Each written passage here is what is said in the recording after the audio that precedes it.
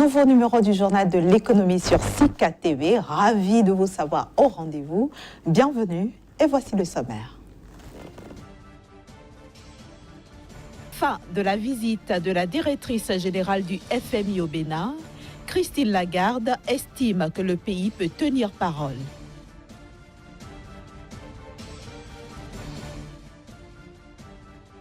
La France et Haïti entendent booster leur coopération. L'engagement est pris par les deux chefs d'État.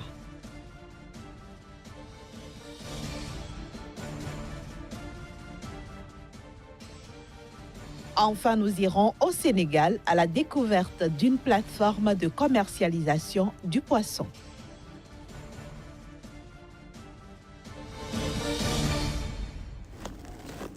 Le Bénin peut tenir parole sur les réformes promises. Ce n'est pas moi qui le dis, mais plutôt la directrice générale du Fonds monétaire international en visite officielle au Bénin.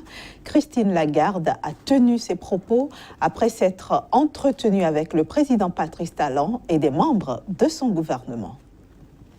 Vous aviez pour ambition de vous attaquer à la réduction de la pauvreté en dépensant mieux et plus dans le domaine de l'éducation et de la santé, et vous aviez pour ambition d'établir des règles de bonne gouvernance permettant d'inciter les investisseurs à regarder le Bénin avec une perspective favorable.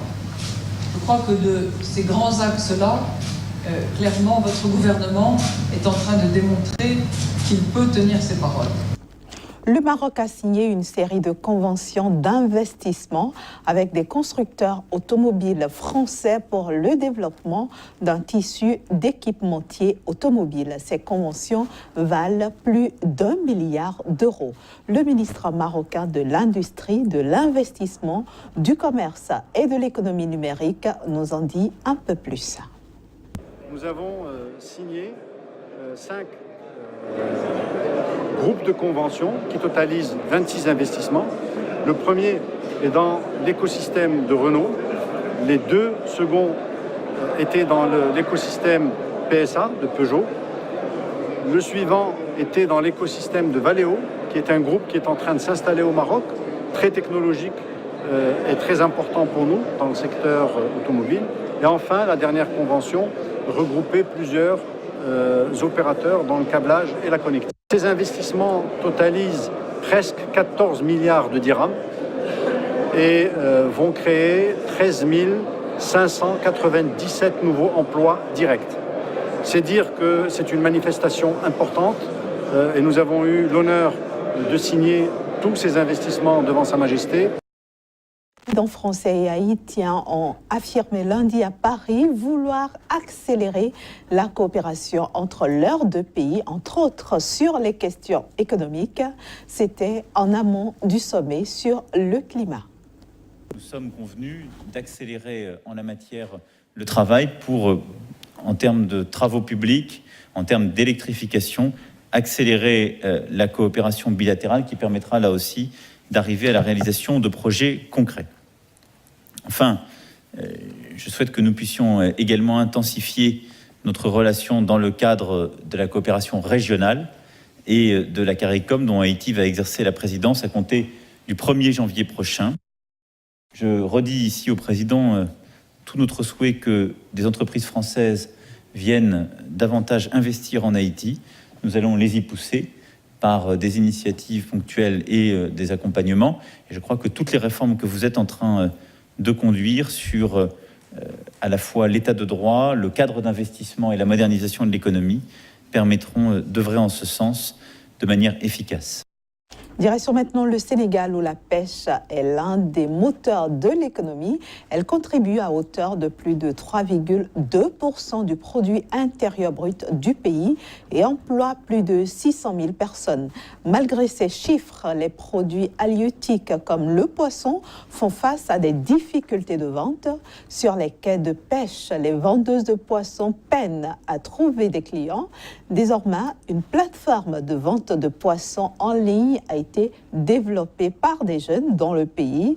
Leur objectif, faciliter la vente du poisson. Kadi est vendeuse des poissons depuis 15 ans dans cette banlieue de Dakar, Anne. Mais parfois, les clients se font rares, malgré que les poissons soient à la base de la nourriture au Sénégal. À la fin de la journée, Kadi est obligée de liquider son poisson si par chance elle trouve preneur. Un jour on vendait, un jour on ne vendait pas. On a fonctionné comme ça, jusqu'à ce que les personnes nous connaissent. De cette façon, on gagnait mais aussi on perdait de l'argent. Mais ça ne nous a pas découragés. Avec l'arrivée de la plateforme Awaygen, les choses ont changé. Cela a renforcé notre visibilité et a développé notre activité. En effet, Awaygen, le voilà. Un site de vente de poissons en ligne créé par ce jeune Malik Biran, 27 ans, pour remédier aux difficultés d'écoulement des produits halieutiques au Sénégal. Il a rencontré Kadi il y a quelques mois. Depuis lors, il suit les étals de la vendeuse. Sur sa plateforme, plus de 200 clients sont inscrits. Il commande par téléphone. Un marché virtuel où Malik vend certes un peu plus cher, comme le tchof, à 3 700 francs le kilo. C'est une façon pour les vendeurs de décoller plus facilement leurs produits, mais aussi d'accéder à un nouveau marché, donc le marché des consommateurs en ligne. Aïssatou est un des clients inscrits sur la plateforme. Régulièrement, elle passe des commandes. Ingénieure agronome, elle n'a pas le temps de se déplacer jusqu'à la plage. Une fois, j'étais en voyage, en déplacement professionnel. Il manquait du poisson à la maison. Avec WhatsApp, je les ai contactés. Écoutez, pour me livrer, ils m'ont livré. Et tout allait bien. Quand je suis rentrée, j'ai payé ma facture. Franchement, moi, en tant que femme active, ça me change complètement la vie. Si je n'ai plus à penser, le week-end, je dois aller au marché, à faire la discuter des prix, revenir dans les embouteillages et tout. Complètement, ça change complètement. Depuis son inscription sur la plateforme, le chiffre d'affaires des Kadi a augmenté de 25%. En mettant en connexion pêcheurs, vendeurs et consommateurs, Malik a relancé la vente du poisson au marché des ânes. Et ce sera tout pour la première partie de ce journal de l'économie. La suite, c'est dans un court instant et nous irons au Nigeria avec notre chroniqueur Casimir Kouidian. Bienvenue à vous, Casimir. Bonjour Inès. Aujourd'hui donc, vous nous emmenez au Nigeria. Comment se porte aujourd'hui ce pays, économiquement parlant bien sûr? Depuis septembre 2017, le Nigeria est en train de reprendre progressivement ses embellis, même si selon le Fonds monétaire international, la croissance, la reprise est timide. Il faut déjà dire que le Nigeria affiche une très belle perspective pour 2018, notamment en ce qui concerne la reprise de son économie, de son produit intérieur brut sur le marché international. Je veux parler de l'exportation du brut de pétrole, où le pays a réalisé déjà pour le compte du mois de septembre un record en termes d'exportation depuis les 2 dernières années, un record de 2,2 millions de barils par jour. C'est quand même assez pour relancer l'économie de ce pays. Il faut déjà dire que le brut de pétrole est en ce moment cédé à son $10 sur le marché international, et donc il y a de très bonnes perspectives que le Nigeria puisse donc reprendre véritablement ses embellis d'ici quelques jours, quelques mois encore. Alors concrètement, 2018 sera comment au Nigeria?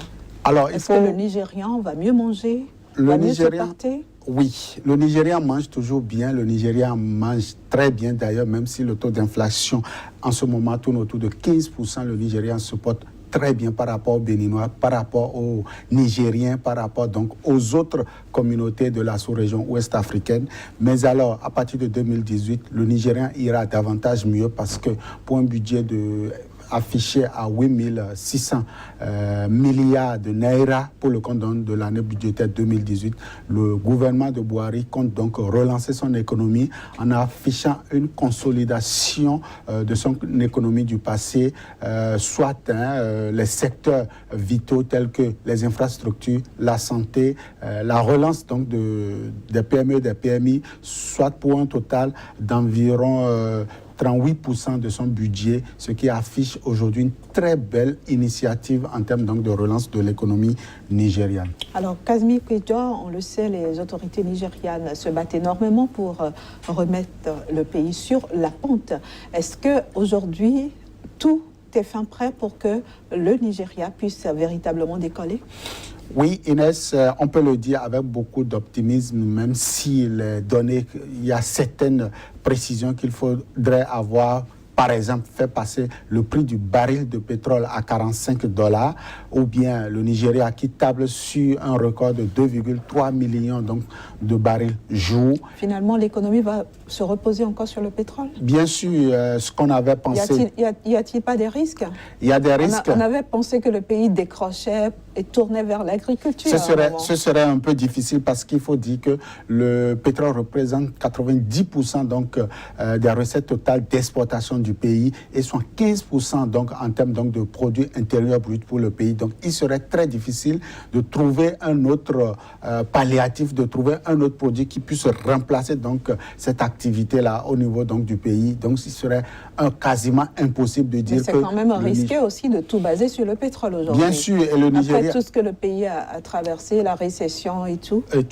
Il serait un peu incongru aussi de penser que le Nigeria va tourner définitivement dos donc, au pétrole, même si les séquelles de cette crise de ces 2 dernières années restent encore dans la mémoire des Nigérians. Il faut dire que le pays n'est pas prêt pour tourner de sitôt le dos donc, à l'or noir. Et donc, l'or noir va encore gouverner l'économie du pays. Et d'ailleurs, ce n'est pas que le pays, parce que selon les statistiques du Fonds monétaire international, le pays va tenir la croissance de la CEDEAO encore beaucoup longtemps grâce donc, au pétrole. Et donc, il va falloir travailler pour pouvoir trouver ce produit-là qui pourra donner d'autres embellis donc, à l'économie nigérienne. Quelle place pour l'agriculture aujourd'hui dans le pays?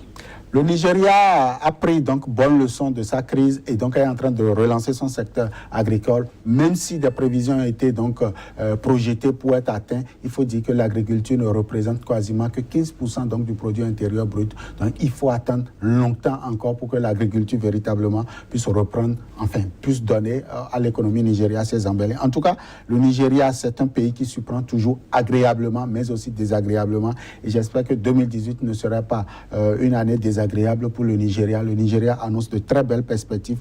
Le gouvernement de Buhari est en train de travailler. Il y a que aussi beaucoup donc, de partenaires techniques et financiers, notamment le Fonds monétaire international et la Banque mondiale qui sont également en train d'accompagner. Il y a aussi les multinationales qui aujourd'hui croient à cette économie et j'espère bien que le Nigeria pourra s'en sortir facilement au cours donc de l'année 2018 et pourquoi pas pour les 5 prochaines années. Et quel impact sur la sous-région?